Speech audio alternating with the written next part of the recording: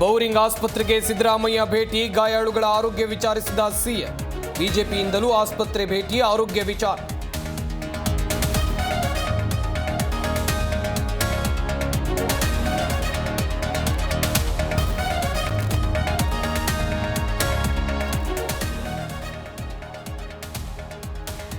ಘಟನೆಗೆ ಪೊಲೀಸರು ಹೊಣೆಯಲ್ಲ, ಸರ್ಕಾರವೂ ಹೊಣೆಯಲ್ಲ. ನಿಯಂತ್ರಣಕ್ಕೆ ಸಿಗದ ರೀತಿ ಜನಸಾಗರ ತುಂಬಿತ್ತು.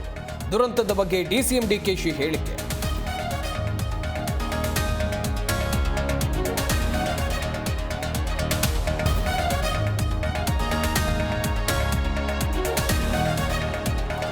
ರಾಜ್ಯ ಸರ್ಕಾರದ ವಿರುದ್ಧ ಭುಗಿಲೆದ್ದ ಆಕ್ರೋಶ, ಕಾಂಗ್ರೆಸ್ ಸರ್ಕಾರದ ಬೇಜವಾಬ್ದಾರಿತನದಿಂದ ಸಾವು. ಕಾಂಗ್ರೆಸ್ ವಿರುದ್ಧ ಕೇಸರಿ ಕಲಿಗಳ ಬಾಕಿ.